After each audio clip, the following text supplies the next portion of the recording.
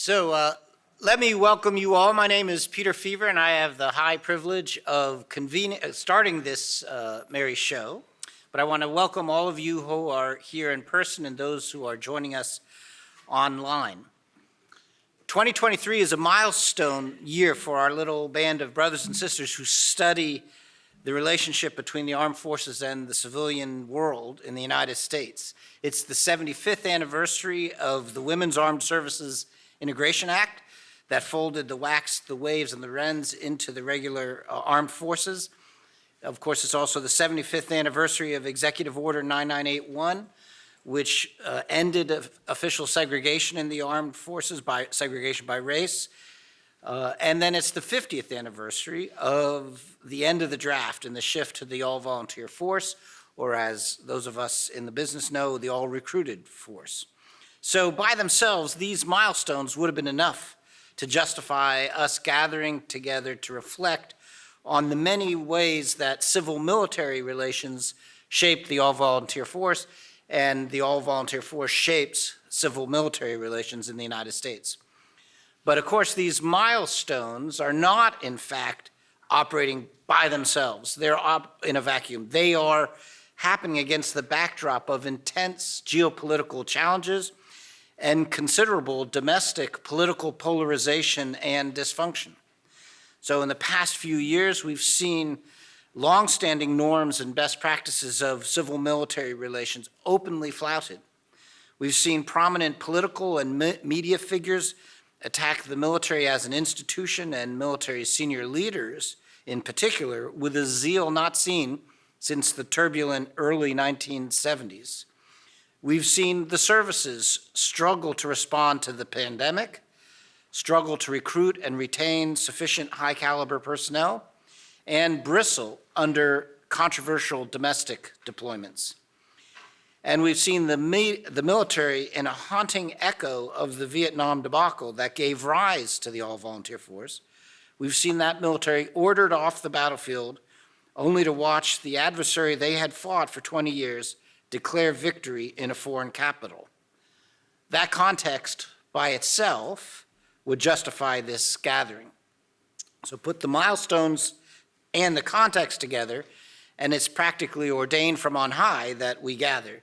And even a lowly scribbler like myself could connect those dots. I'm not that dumb. The only uncertainty, or rather the only certainty, was that I am dumb enough that I can't pull this off by myself.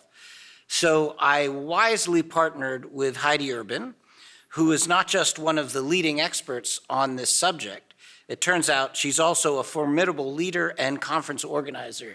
Heidi, you will regret revealing this character defect because you have been phenomenal to work with. Anything that goes well over the next 2 days is to her credit, and anything that does not go well is proof that she's mortal and cannot fully compensate for the debility of working with me. Now, Heidi will be the first to say that she was aided by a great team. Drayton Cullen at the America in the World Consortium, Dr. Susan Coburn at Duke's America Grand Strategy Program, and above all, Jordan Money at Georgetown. Jordan, thank you so much for all you've done. This has been a great partnership across our various institutions, even in the middle of basketball season. Two final thank yous. First, a hearty thank you to the America in the World Consortium, a relatively new organization that is committed to creating a more vibrant debate among policy-interested academics about America's role in the world. AWC provided the funding for this. AWC is a partnership of the AGS program at Duke, the Kissinger Center at Johns Hopkins SAIS, and the Clements Center at UT Austin. And we started AWC because we noticed that the academic debate about America's role in the world was diverse in many ways, except for intellectual and viewpoint diversity. And it was becoming increasingly less diverse in this way with every year because of trends in philanthropy. So we wanted to start an organization that would help foster a community where excellent research is constructively engaged and discussed in a way that is productive for improving national security policy. Finally, a thanks to all of you experts, panelists and keynoters. A special thanks to Admiral Mullen, who will be joining us by Zoom later, and to Deputy Secretary Kath Hicks, who will be here in person, and to Senator Reid, who will join us tomorrow. I should note that we invited a veritable pride of Republican counterparts to join Senator Reid, and there was a lot of interest, but in the end, each one turned us down for scheduling reasons, and that's unfortunate. But as you can see from the panels lineup, many, many great experts did not turn us down, and we're here and they're here to flesh out these issues. So without further ado, let's let them get to it, and let's have the first panel. My name is Carrie Lee. I am the department chair of the Department of National Security and Strategy and the co-director of the Civil Military Relations Center at the U.S. Army War College. It's an honor and a privilege to be here today and to be moderating this fabulous panel, this opening panel for the conference put together by Dr. Feaver and Dr. Urban. Our panel is titled Civilian Control, Norms, Taboos, and Emerging Practices. I'm joined today with Dr. Alice Hunt-Friend, who is the Vice President for Research and Analysis at the Institute of Security and Technology, by Professor Risa Brooks, who is the Alice Chalmers Professor of Political Science at Marquette University, and by Admiral Dennis Blair, who is the former Commander-in-Chief of U.S. Pacific Command, Director of National Intelligence, and currently the Knott Professor of Practice at the University of North Carolina. I want to begin with a couple of framing and opening remarks. We think about civilian control as a bedrock principle of democracy, where elected leaders are considered the only legitimate arbiters of when and how the country uses force to achieve its political outcomes and how it prepares to defend itself in the international system. It is also a principle in the United States that has been extraordinary in upholding over the course of its history, at least on the face of it. While there have been some moments where military leaders have chafed under civilian direction, most notably we think of incidents like the Revolt of the Admirals in 1949 or the relief of Douglas MacArthur during the Korean War, and to Colin Powell's controversial tenure as chairman of the Joint Chiefs of Staff. Yet at no point since the 18th century Newburgh Conspiracy has the U.S. come close to a group of military officers undermining democratic principles of legitimate civilian leadership. Nevertheless, over the last 10 years, we've seen a renewal of concern about the health of civilian control in the United States.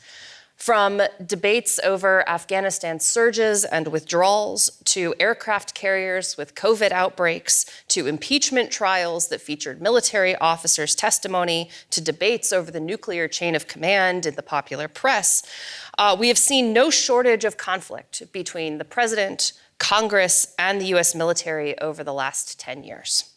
In response, a bevy of articles, including some by our very panelists, have asserted that we're observing a crisis in control today.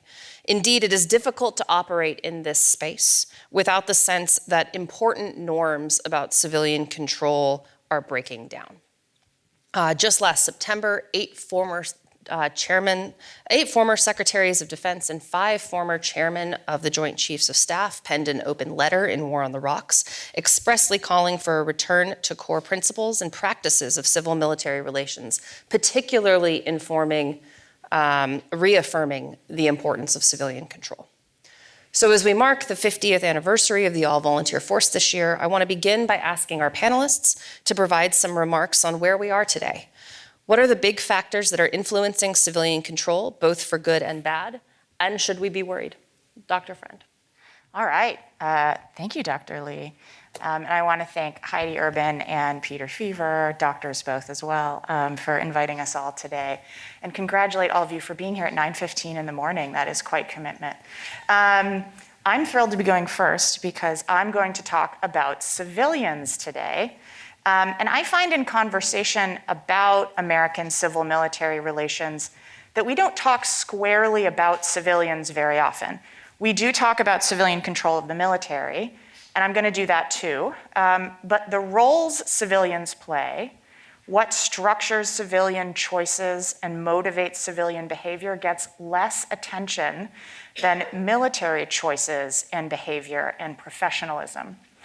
So I'd like to challenge you all to think of civilians as equally complicated and worthy of focus in the civil-military relationship as the military itself. So a good place to start is defining our terms. When scholars and practitioners stop to think about the definition of civilian, they often think about it the same way Sam Huntington did. In 1957, he wrote, "The military ethic is concrete, permanent, and universal. The term civilian, on the other hand, merely refers to what is non-military." No dichotomy exists between the military mind and the civilian mind because there is no single civilian mind. Indeed, you will see a lot of nots and nons in definitions of civilians. Non-combatant is another way we think of civilians. But I think being a civilian in the civil-military relationship in government means something affirmative. That in the civil-military context, being a civilian is a profession with expertise, in contrast to military expertise. And the core of that expertise is knowledge of and experience in politics. I also argue that the status of civilian in American civil-military relations has evolved over the course of our history. Civilians have gone from unquestionably superior in national decision-making to often discounted and in some cases outright mistrusted. The recent idolization of military expertise and advice, coupled with the long development of a toxic form of partisan polarization, has led the American public, and not a few practitioners, to lose track of what civilians do that is important and unique in our government.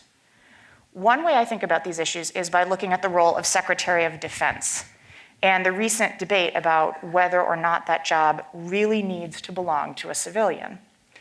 That debate started in earnest when Donald Trump nominated recently retired General James Mattis to be his first Secretary of Defense.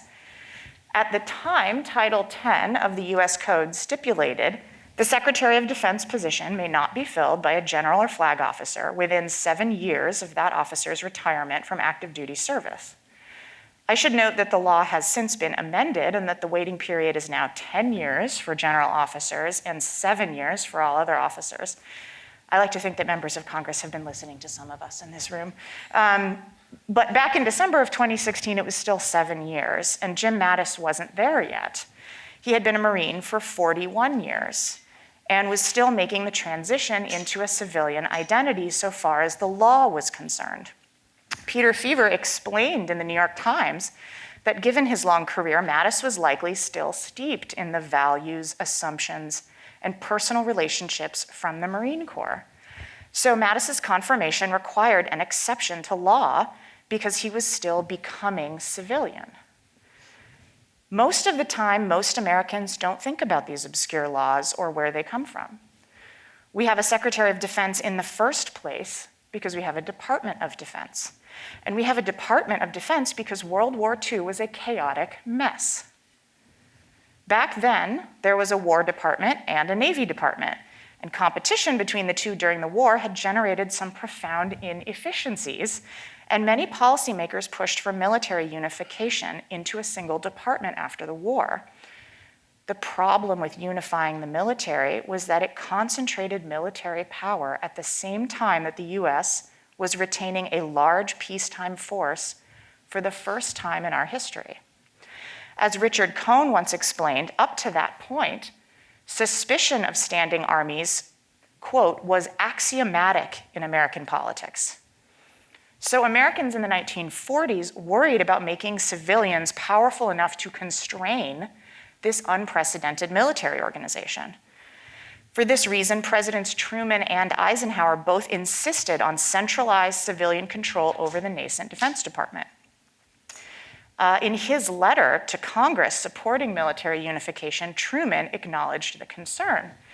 He wrote, "The concentration of so much military power could lead to militarism, but he assured Congress there is no basis for such fear as long as the traditional policy of the United States is followed that a civilian, subject to the President, the Congress, and the will of the people, be placed at the head of this department.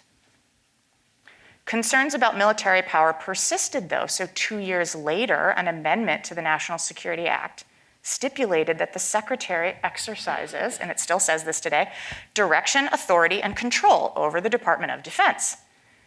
Sensing some confusion about the Secretary's status, Carl Vinson, who was the House Armed Services Committee chair at the time, explained, control means power or authority to manage, to direct, superintend, regulate, govern, administer, or oversee. So under this law, the Secretary of Defense is to have clear-cut authority to run the Department of Defense. So Vinson underscored the control part, and Truman underscored the civilian part. And one legacy of that institution building after the Second World War is that Title X explains that Secretaries of Defense have to be, quote, appointed from civilian life. The trouble is we don't really know what that means. All Title X tells us is that civilian life means the Secretary hasn't been a uniformed officer on active duty for at least 7 years, now 10 years. So once again, civilian basically means not military. So back to Mattis. Those of us who study these things generally concurred that although we found the precedent troubling, we found the isolationist, inexperienced president-elect a little more troubling, and so an exception seemed prudent at the time. So we advised senators and the public to think of this as exactly that, an exception. One we hoped wouldn't be made for another 60 years, which had been 65 years, which had been the stretch of time between Mattis and the only other recently retired general officer who became Secretary of Defense. But then, of course, just 4 years later, President-elect Joe Biden nominated Lloyd Austin III, another recently retired general, to be his Secretary of Defense. This was notable for at least 3 reasons. First, it was only 4 years after Mattis was secretary, so not the once-in-a-generation exception some of us recommended. Second, unlike Trump, Biden had rather a lot of governing experience and also other qualified people willing to serve, so the adult in the room argument wasn't so strong this time around. And third, Biden was from the other party, which made seeking exceptions to Title X for SecDef nominations now bipartisan. Altogether, Biden's nomination of Lloyd Austin suggested that the appeal of a career military officer becoming Secretary of Defense wasn't just a quirky attribute of the Trump administration. It perhaps made military service a new qualification to be secretary. It was also notable because Austin is the first Black American to head DoD, which is a positive and important milestone we shouldn't discount. And I should also pause here and be clear about something. I went to work for Secretary Austin. I also supported Mattis's confirmation publicly while expressing my reservations about the precedent. But the particulars of the individual cases are kind of beside the point. In fact, the particulars run the risk that we will miss the point entirely. This isn't about individuals, it's about principles and the practices that reinforce or erode them. So let's go back to Truman's principled argument. He said that the United States will avoid militarism so long as it places a civilian subject to the President, the Congress, and the will of the people at the top of DoD. The construction is voters control elected officials who control political appointees who manage the military. It reveals not just that civilian control is how we achieve democratic control of the armed forces, it also hints at civilians' responsibility for engaging in politics. Politics is the process of gaining and wielding the power to make rules and choices about collective resources. Expertise in politics is distinct from expertise in military operations. Politics align the use of force to national values and preferences, and politics is the process by which we debate collective priorities and allocate resources. It's how we integrate military activities into national politics. I raise all of this in the context of this conference because the value of civilian political control over the armed forces is eroding. The steady elevation of military expertise and advice to something close to indisputable today has developed alongside the degeneration of our politics and therefore the idea of politics itself. Think of how often you've heard someone say, "I don't mean to get political." The idea of politics itself has become distasteful. But as I wrote last fall, instead of dismissing politics, we should want a cadre of people who are very good at engaging in them constructively to govern the use of the military instrument. And so the military doesn't have to engage in politics itself. I've gone on a little long, so I'll stop there. Dr. Brooks. Good morning, everyone. It's great to be here at this terrific conference. I am going to shift gears a bit and talk about one set of challenges to civilian control today. And that's stemming from the military's politicization in US society and politics.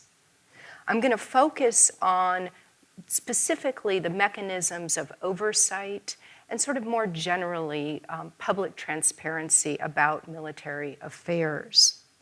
And the question I'm going to ask is, what happens to these aspects of civilian control when the military is politicized? When there's been a concerted effort by politicians, and sometimes by the military itself, to draw that institution into domestic political debate. I'm going to talk about three essential actors, the civilian politicians, Congress in particular, the military, and society. And some of what I'm going to say in these next few minutes are about risks that I think are manifest and others that are more potential. So bear with me a bit on the thought experiment. So the first point, or the first sort of observation I'll make, is that I fear that politicization of the military makes it harder for Congress to carry out oversight. When it's customary for the military to be used as a shield or a sword in domestic political debate, I fear that it encourages oversight to be carried out more selectively. There becomes a greater premium on scrutinizing military activity, primarily when there is some partisan angle to be had. And we can see this in the way that some politicians, become especially zealous in questioning the military or critiquing it when they think the answers will reflect badly on their opponents. And to be sure, there are many politicians who do the work quietly, and we don't pay enough attention to those folks.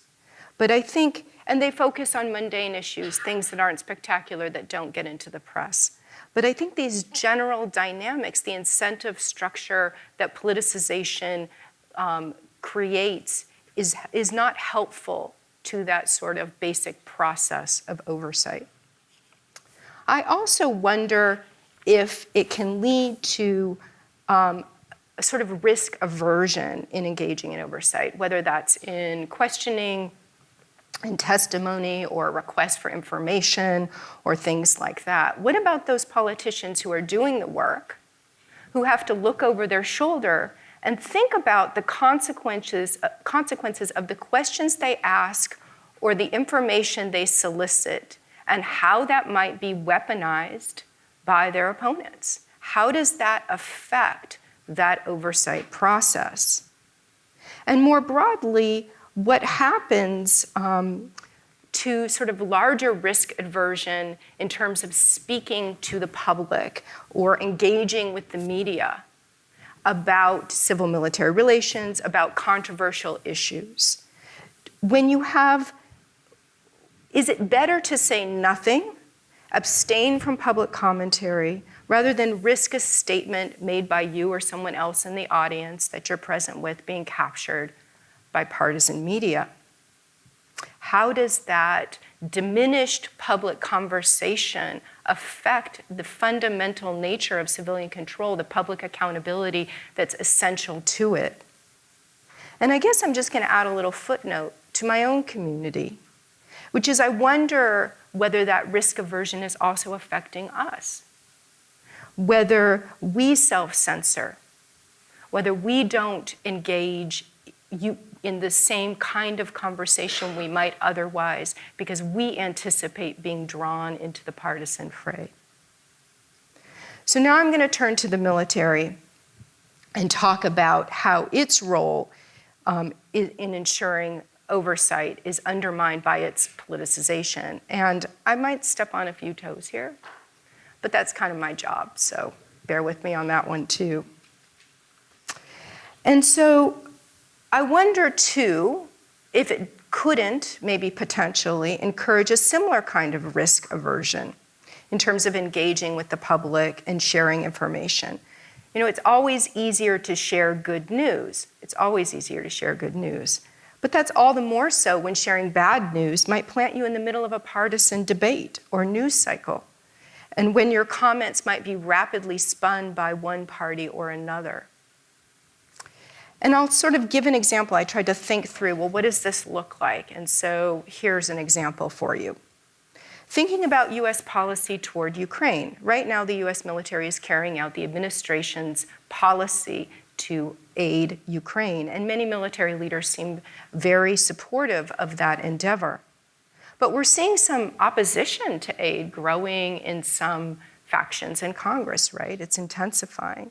And so one could foresee that in future hearings or some other venue, that military leaders could be pulled into the spotlight as opponents try to use their statements against the administration.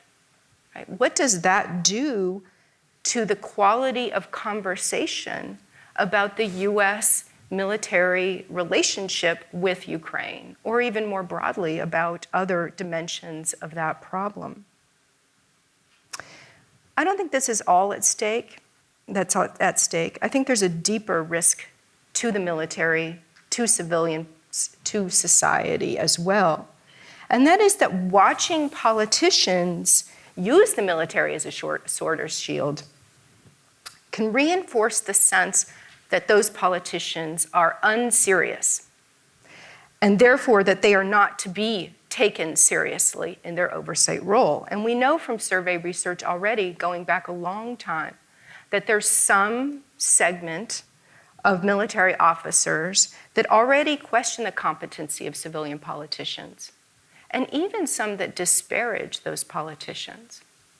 And so what happens to the military's own ethic of accountability to the civilian sphere when efforts by civilians to oversee the military are seen as performative rather than substantive? And so last, I'm going to talk about how politicization of the military corrodes society's role in civilian control. And society is usually left off the table, or it's mentioned last, and I'm guilty here too. But it's really the linchpin. None of this works without society, members of the public being engaged in military affairs and paying attention. We don't see citizens holding accountable politicians, and those politicians in turn holding the military accountable, unless we have that societal engagement. And we know there's already issues here, right? Most members of the public don't know much about the principles undergirding civilian control, and I think we sort of hold them up and sort of almost make fun of them at times. But I don't think that that's right. There's a lot of things to pay attention to as a regular member of the public. And so it's not unexpected in my mind. So what does this mean, though? It means that what they know about civil-military relations is what they see. It's what they see in the news cycle. It's the little tidbits of information that they might share on the margins. And so what are they seeing? What they're seeing is that the principle of civilian control seems to be a lot about partisan politics and less to do with sort of a deliberative effort to be at least somewhat impartial in weighing and measuring military affairs. And I guess I'll close with one final point about this, which is what is lost in society's relationship with the military when this happens. Because it occurs to me that rigorous oversight, especially in Congress, is in fact one way that the public engages with the military, albeit indirectly. So citizens watching the military get poked and prodded by their elected leaders is one way that they know that that military is their own. So what happens when that relationship, that oversight function is not functioning? It's bad for the relationship between the military and society. And with that, thank you. Admiral Blair. Great. Well, I think from my colleagues here on the panel, you've learned that the problems of relationship between senior military officers and elected political officials and their staff is not the basic problem that the military officers might conduct some kind of a coup. I can tell you that's just not going to happen. It's not going to happen not because of rules or things. It's because the tradition in which all of us are raised who've served in any of the services is we are ultimately doing the job. Our commander-in-chief is the top elected official in the United States. We carry out orders unless they're immoral, illegal, or fattening, and that's kind of the way it is. And the tradition of institutional loyalty rather than personal loyalty is deeply ingrained in all officers and all armed forces. I've worked for officers that I've adored, senior officers and civilians that I've adored, and I've worked for ones that I just hated.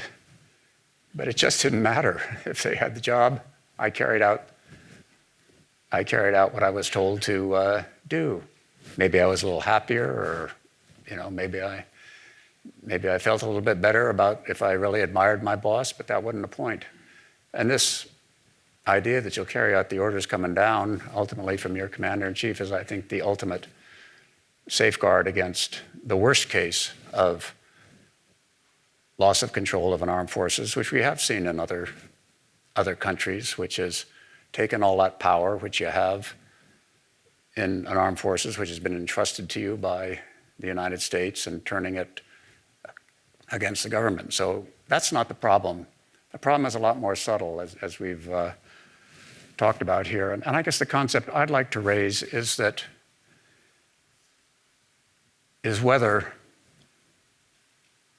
control by elected political officials of the armed forces is the ultimate goal, or whether effectiveness of that partnership between the elected senior officials who, as we've said, are the experts in politics, the effectiveness of the team of them on the one hand, and those of us who've spent our entire careers learning how to operate the weapons of war and how to kill our enemies and guard our friends. And I think it's that effectiveness that I'm more worried about these days than I am whether the uniformed armed forces will somehow run amok. And I can tell you from personal experiences that the skills of a politician and the skills of a military officer are almost antithetical. They certainly are quite different.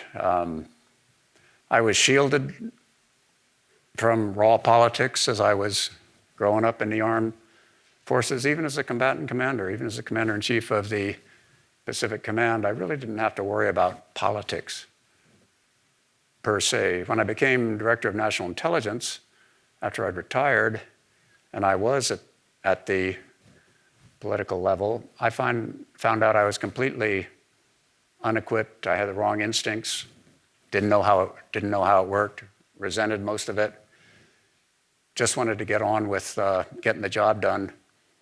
And I thought in different ways from politicians who have to go out and make coalitions, get legislation passed, get public support for activities. So there's a definite set of political skills which is very important for using force by the United States, how you fund the armed forces, how much funding there is, what are major weapon systems that you spend it on, what are the overall objectives when you send men and women into combat. I mean, those things are at their heart political objectives with military input that you've got to have elected politicians who are responsible to the people deciding on, justifying, and ensuring that the public supports over time. So and yet the skills of the military officers are, of course, how do you get the job done once the order is given? How do you employ forces? How do you outthink the enemy? How do you outlast the enemy? All of that stuff. So it's blending those skills, and depending on personalities, sometimes there's an overlap of some of those skills. I mean, we all know lots of historical examples of some elected leaders who had very canny insights on relatively pure military questions that were actually more insightful and more correct than those of the generals and admirals. I can't think of too many instances going the other direction, but I have seen cases where people whose main skill is getting elected and being elected officials, mainly by asking tough questions, by forcing us to really think through proposals and advice that we perhaps haven't thought through all the way, very much improving the quality of military performance. But I think the important thing is to blend the skills of the elected representatives and the skills of the serving and experienced military officers into using the armed forces in the right way, building the right forces, and then employing them in the right way. And so both sides have skills to bring to bear. I think what we've lost in recent years, as I've watched it, sometimes from the inside, sometimes from slightly outside, is that because of the things that my colleagues have been talking about, the political leaders often don't trust the military leaders to offer their best advice in private. They're unvarnished. This is really what we ought to do, and if we don't do it this way, this is what's going to happen, kind of advice, and keep that strictly private. And then accept the orders and go out and carry it out, whether their advice was completely accepted or not, on the one hand, and then some military officers' perception that they know more about the political questions, how many of the resources is the country going to spend on this particular operation? How long will it be involved in that operation? Those are basically up to the president and president's advisors to determine. And if military officers think that they know better, we can keep this up for 5 years, not just for 2. We can keep it up for 10 years if we're successful. If they're substituting their knowledge, then it makes for bad warfighting and use of armed forces on the part of the United States. And this is what I see. What I've seen increasingly in recent years is that senior military officers are being excluded from the group of close advisors to the president and sometimes the Secretary of Defense, the two key officers informing this connection between senior military officers and senior politicians. And the reason is pretty clear. The president, Secretary of Defense, other politicians will think, is this person, this general, this admiral whom I'm talking with frankly, going to talk to the press go write a book as soon as he or she retires, and while these policies are, while we're still in this operation that criticizes me and what we're doing, all of that will make my job a lot harder. So I think I'll just keep them out of the real discussions. I'll go ahead and listen to them, and then, sorry, I'm going to get together with 3 or 4 of my closest advisors. None of them happens to have many military experience. None of them happens to have any intelligence experience. But hey, they're my guys and gals, and I'm going to do them. And that is increasingly now the pattern for in the White House and often in the Pentagon, and that just makes for bad policies in my experience. You're not getting the synergy of give and take, of honest comparison of alternatives and of good advice. So I think all of what we've been talking about, military leaders, active or recently retired, going out and pontificating to the press, the civilian leaders feeling challenged by it, is leading to these two functions, which ought to be working together, being separated and making for some bad. I think Afghanistan suffered from that. I think certainly Syrian policy suffered terribly from that. I mean, we never had a damn serious Syrian policy with an important military component, and there are many other examples. And the other question which Risa raised was this business of how are the American people who care and read and worry about these issues going to find out, going to make up their minds, going to decide which policies they ought to support, unless senior military officers can somehow talk in a informative way about the military aspects of these issues without being immediately typecast as supporting this administration, opposing this administration, supporting the opposition, or supporting the other. And that's because unless you can make use of that expertise in the public discourse, frankly, you have a bunch of 05s, 06s who work for CNN who didn't have particularly distinguished careers in many points, certainly don't have the high-level view that you've had after serving as a flag officer or a general's officer, talking generally at the tactical level about things that ought to be thought about as a higher and more conceptual level. So we've lost that, I think. I mean, I think we can regain it.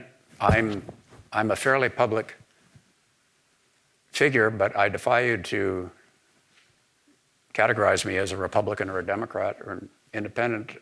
I think I've learned how to say things in ways that don't line me up with a particular administration, but try to cast light on issues that I know something about. So I think it can be done, and I think it ought to be done, but it requires a certain amount of mistakes that you've made in your past and a certain amount of thinking about it to do it.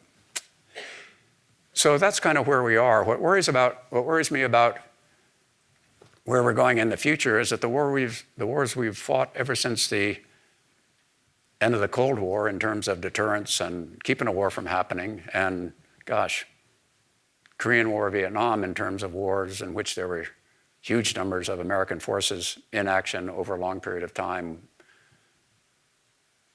with important military leadership decisions to be made, is that these operations we've had from, say, Panama, 1990, all the way up through the Afghanistan and Pakistan wars, these have been wars that really haven't been very big wars on the scale of things. They've been discretionary wars. The United States decided to step into a situation for primarily regional objectives in that area. And I can tell you that the habits that have been developed in that time is that the combatant commander and sometimes a lower echelon will have to give a 100-slide briefing on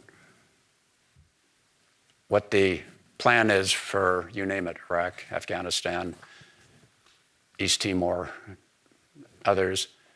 And this will then be parsed by large staffs in the Pentagon and in the White House, and frankly, the admiralship and the generalship is just ground out of it.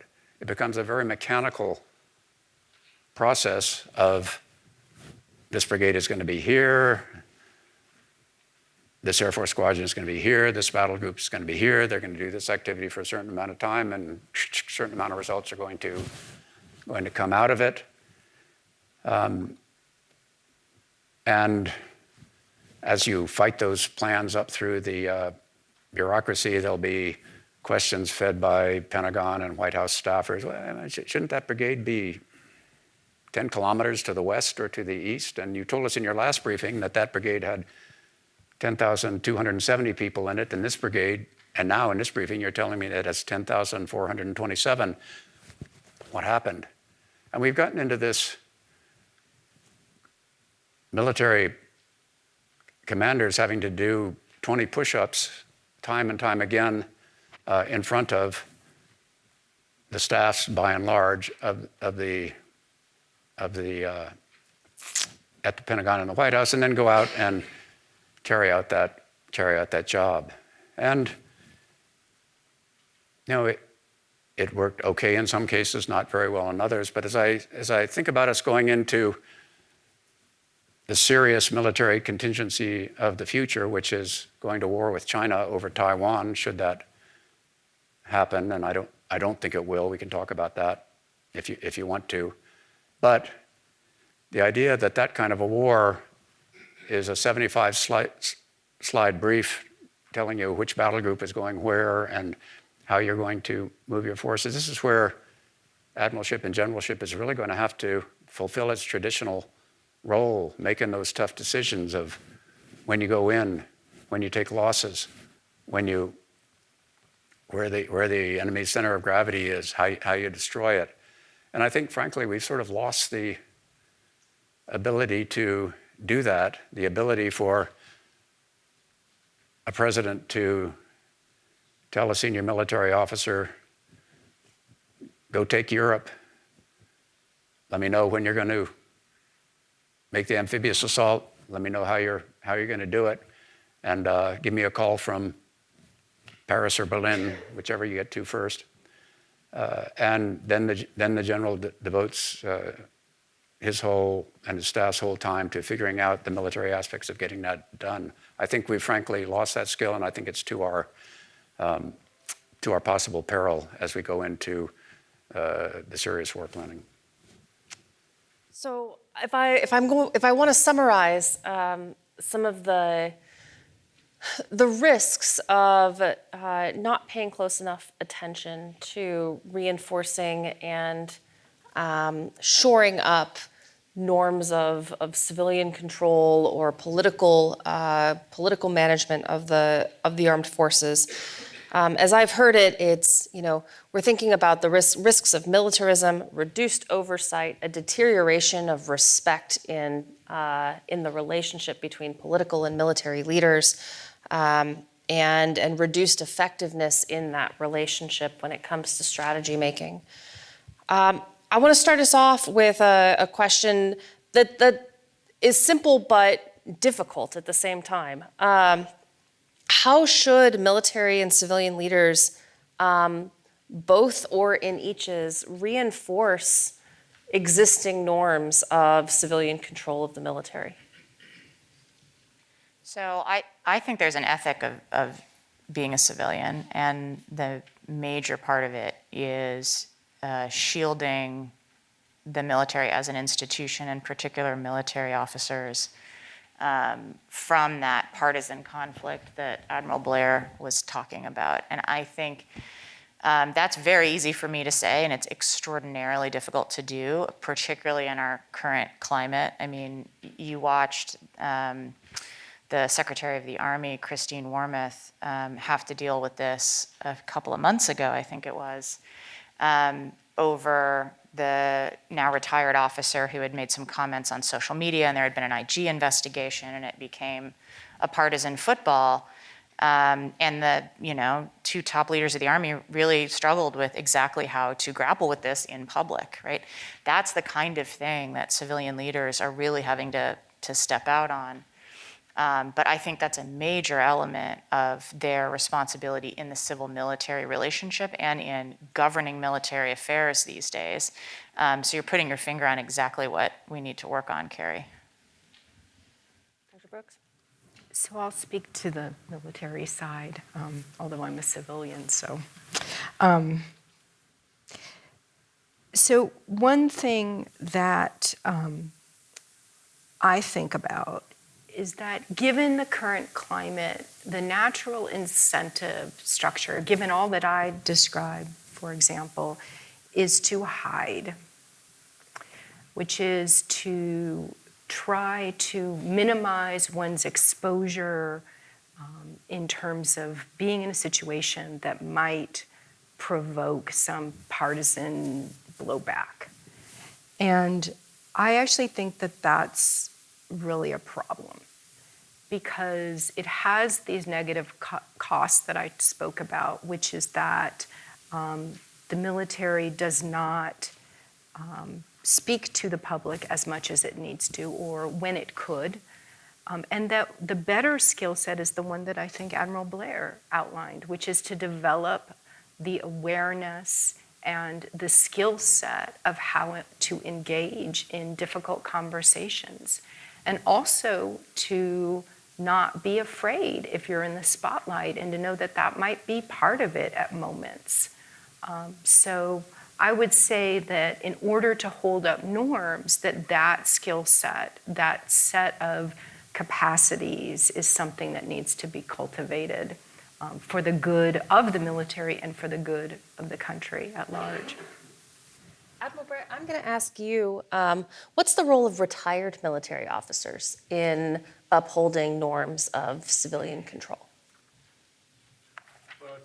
It's hard to get rid of that first name that we all have, which is Admiral or General in one case. And I think that carries an obligation with it, that you're not just another private citizen who is just offering his or her opinion.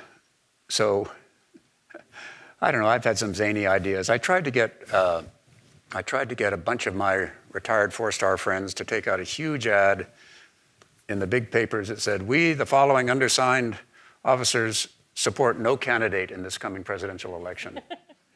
And here's why. It's bad for the candidate, it's bad for us, it's bad for the country, and to try to put out the word that, in fact, most of us, of the several thousand senior retired officers that are out there, don't go causing trouble. It's a small handful who, for reasons of they actually believe it, or, oh, wow, here I can enjoy my 15 minutes of fame and maybe people will listen to me who sort of get out of it. But they set the tone for the whole group, which I think is by and large responsible, offers advice behind the scenes, offers the same advice to a Democrat as to a Republican administration, tries to be consistent across the board. So I think the only thing we can do, aside from leading by negative example, which isn't having much success, I have to admit, is to try to talk publicly about the importance of the damage you're doing when you do talk out as a retired military officer in a partisan way. And I'm trying to figure out ways to do that, but I haven't had much success in figuring it out. It is something that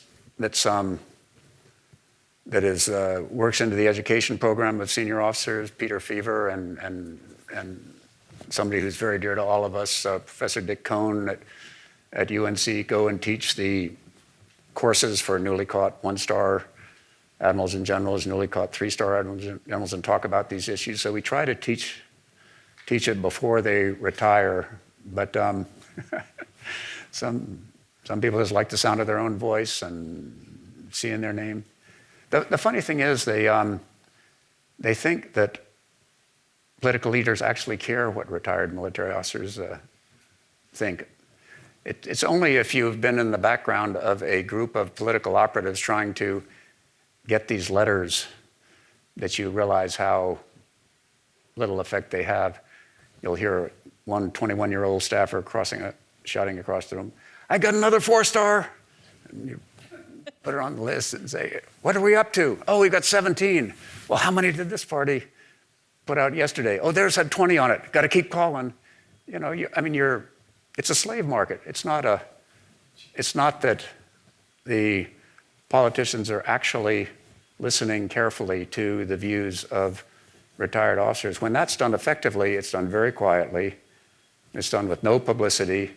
It's done with the feeling on both sides that this is something so important that we're not going to talk about it, certainly for a long time. So I think we've just got to keep working on it with the retired officers, and they are a big problem. I guess the last thing I'd result is, the retired officers read these surveys about how respected the armed forces are and so on, and you know who's respected? It's the sergeants and the petty officers. It's not the generals and admirals. I think senior officers really overestimate this idea of the high reputation of senior military officers. I mean, Willie and Joe in World War II, the Beetle Bailey cartoon, the officers are generally sort of extra baggage who have to be carried along by the troops who are really doing the work, right? I mean, that's who the American people support and defend. And so to think that, I wish we could change the idea that the American people really think that those of us who happen to luck through to high rank are the really important ones. Dr. Friend. I just want to say, Admiral, I think that the retired folks have significantly more agency than people in a slave market.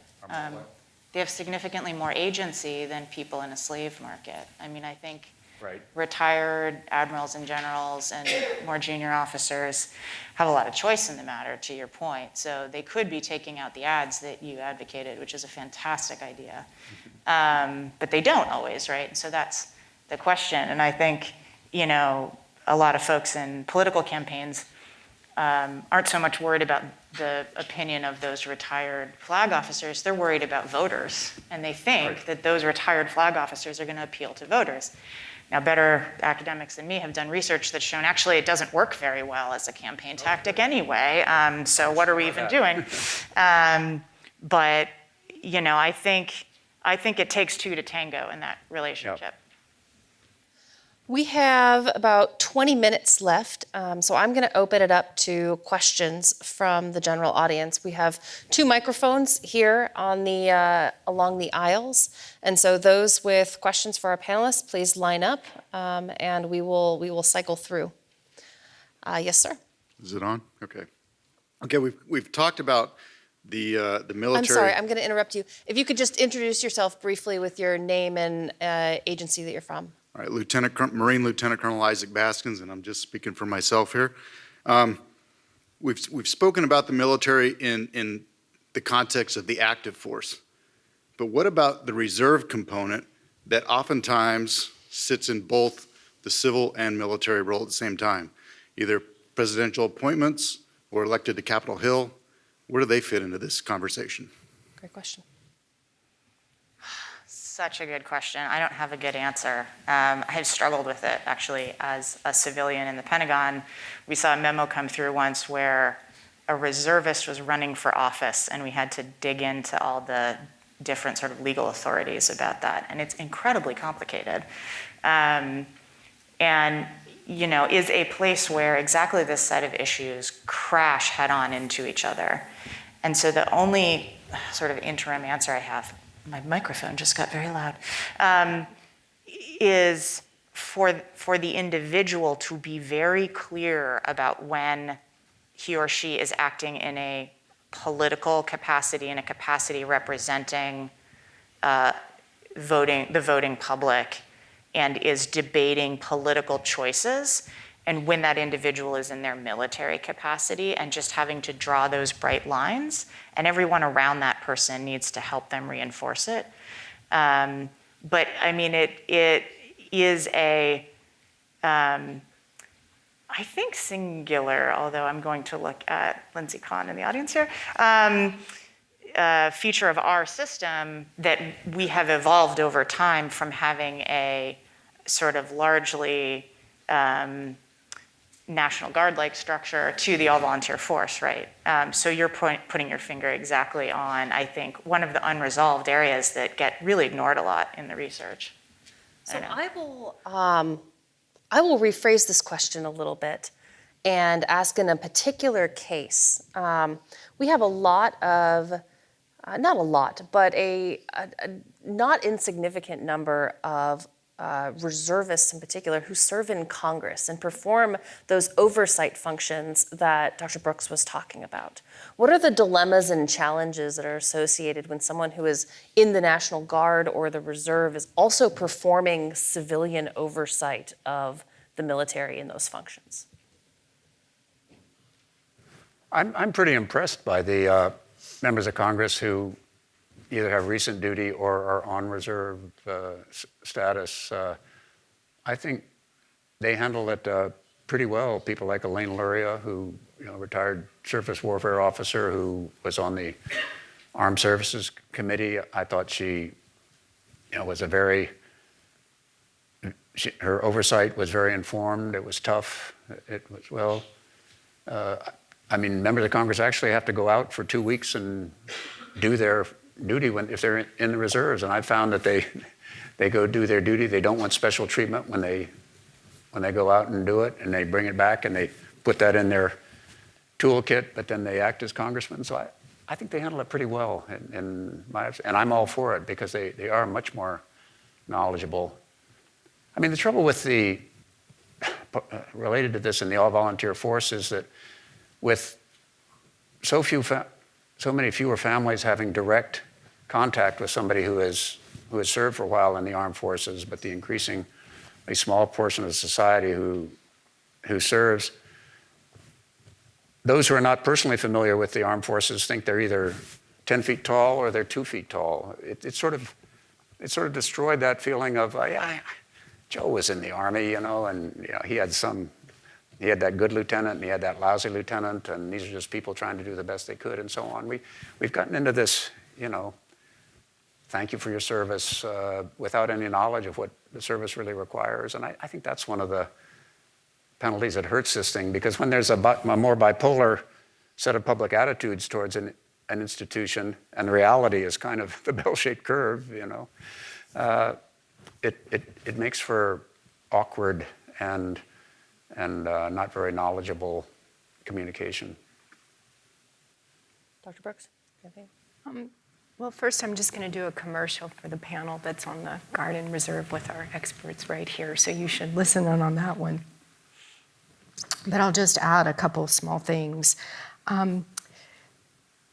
I think it makes a lot of sense to me that reservists are more knowledgeable, but I think it also points to an area of potential improvement, which is that we don't have the same kind of opportunities for professional development for politicians or for those working in DoD that would enable them to acquire that expertise without having had military service. And I think that that's really unfortunate, because it seems like something that wouldn't cost that much, might not be that hard to do, I don't know, but seems relatively in the scheme of things and could have a lot of value. Mm-hmm. Gentleman here. And thank you for a wonderful panel. Sinclair Harris, retired naval officer. I have lots of questions, lots of thoughts, but I'll try to make it simple here. I believe there is a misperception that the only patriots in America are the ones that serve in uniform. I'd like to hear your comments on patriotism by civilians, patriotism beyond military service. And I served for 34 years. That's my question. That's a great question. Wow. Well, we get very philosophical. It is a university. It is a university. The key word is service, right? So I think patriotism has to do with love of country, loyalty to country, but I also think really critically service to country. And, it seems obvious, and yet apparently it's not that obvious. You can serve the United States of America in many, many, many different ways. You can serve at the national level, you can serve at the local level. I myself was in AmeriCorps right out of college. It was the best thing I ever did. And you take an oath in AmeriCorps that's very similar to the oath that I took as a political appointee at the Pentagon. And that's to support and defend the Constitution of the United States.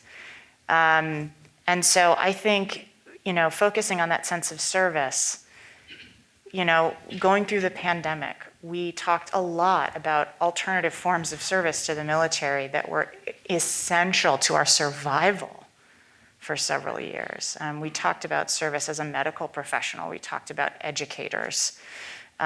We talked about people that keep our environments clean. We talked about people that kept supply chains running. I mean, service can come in all kinds of forms. And most of them aren't in the military. Military service is a very particular thing.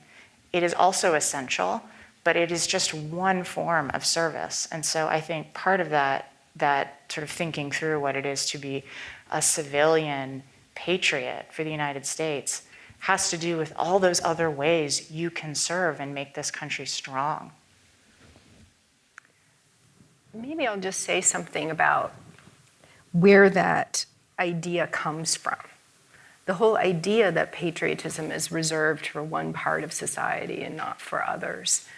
And it, symptomatic of the sort of weird relationship that the US military has to society today, which is one of, and this is not my idea, sort of put it on a pedestal or view it sort of with suspicion, mostly put it on a pedestal, and the sort of weird distancing dynamic that occurs with that.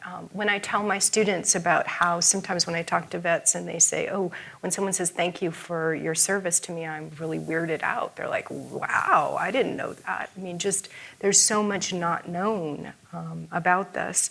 And I think ultimately to rectify that idea that patriotism is just reserved for some people, that we need to bring the military back down to earth, right? That's the remedy there. And part of it is that sort of thinking of people in the military as just people, right? They're people, right? They're not like somebody to admire or adore. I mean, maybe as individuals they might be, but not necessarily as a category that they're exceptional or fundamentally different than the rest of us. So I would say that's probably the root of the problem and probably where the solution needs to come from. I think we've sort of widened the category of heroes in recent years. I mean, first responders, I think, are we kind of all realize that these are people who run risks, don't get paid a lot, but are absolutely essential. I think during COVID, a wide range of people who couldn't, operate from behind a computer, we realized that these are people that had been taken for granted before, but unless they had gone out there at what many thought at the time was great risk to their health and done their jobs, things would have fallen apart. So I hope we're just sort of widening the idea of important professions defined by things other than how much money you get paid. And I think that trend is moving in the right direction and ought to be encouraged. I'm going to break my role as moderator and jump in here as well. Because I think this brings us back to one of the motivating parts behind this conference, that we're now at the 50-year mark of the all-volunteer force. And I think it's very difficult to ignore that since the transition to the all-volunteer force, not everyone serves. And so there is a sense in American society that thank you for your service, and putting the military potentially on this pedestal is the way that we compensate for the fact that not everyone does their selective service. And so this is something that we need to grapple with as a society, that there are a lot of different ways to serve one's country. There are a lot of different ways to be patriotic. There are a lot of ways to protect and defend the Constitution that don't just have to do with armed service, but how do we square the circle? right, where we have an all-volunteer force and that has been at war for the last 20 years at enormous cost and sacrifice to military families and those who have been in uniform. And yet now sorry, I've lost my train of thought there. But now, this is something that as we hit 50 years and beyond, we are going to have to think much more deeply about, I think. To Lindsay over here. Hi, Lindsay Rodman. I'm a law professor at GW and a lieutenant colonel in the United States Marine Corps Reserve. I don't know, this mic is at a weird height. My question follows up on Carrie's question about Congress. I am always struck by, there's sort of an inconsistency between how we talk about veterans serving in Congress and their military oversight roles, and then veterans serving in the executive branch and their military oversight roles. And when you think about the constitutional division of labor, there's really significant military oversight in Congress. And as Admiral Blair mentioned, there's sort of a national narrative of pride and acceptance of people with very close ties to the military doing those roles in Congress, whereas there's much more concern, at least in the academic writing. Alice has, provided a lot of really great writing on this, about executive branch folks having those close military ties. And when I try to think about what is going on here, one of the things so I would love your thoughts on that. And then specifically, is this really a question of the difference between retired general and flag officers versus retired field grades? And is that the difference that we're thinking about? Because I do see very different treatment of at least people who have served generally or people who've retired at lower ranks than general and flag officers, and then how we think about folks who've retired as general and flag officers. So I kind of snuck in two questions there. Thanks. You know what? I'm going to take another question here, and then in the interest of time, since we have 7 minutes, and I want to get to these next three questions. So, ma'am, over here. Okay, my name's Major Mackenzie Harb, and I have a question for Dr. Huntfriend.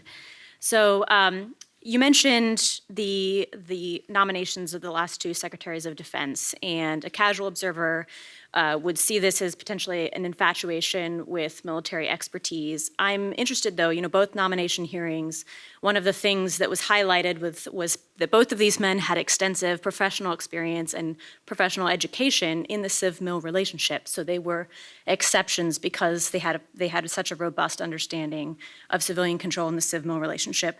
And so today, we see fewer civilian governing professionals with military expertise or with military experience, and lately we've seen several demonstrate quite a bit of ignorance about the civ-mil relationship, and even publicly, espouse an infatuation with military experience, for instance.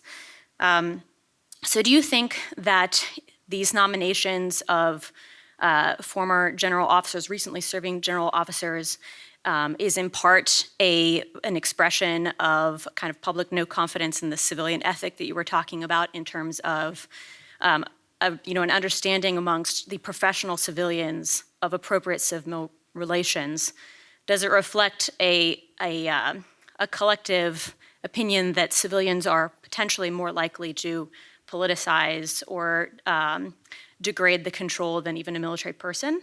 And while the public may not have the civ-mil lexicon to describe this, is there a sense of comfort in somebody that has that long-term education? Is that part of what the ethic you were describing? And if so, how would you approach improving the health of that civilian professional ethic to kind of right that trend? Can I talk? Yes. Okay. God, these are excellent questions. Thank you so much for that question. So this isn't a dodge, but I will say I gave some thought to this a while ago and put pen to paper that I believe is published in Just Security that talks about whether or not there is a military litmus test for becoming Secretary of Defense for some of the reasons that you're raising here.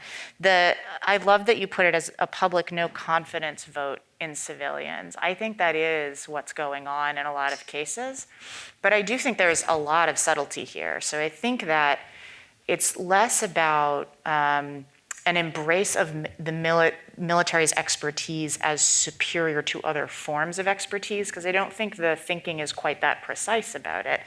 I think it has more to do with this conflation of both the admiration in general and the public popularity and institutional support to the military, which is in poll after poll, and even though it's been coming down a little bit recently, it's still extraordinarily high. It's still in the 70s, I believe.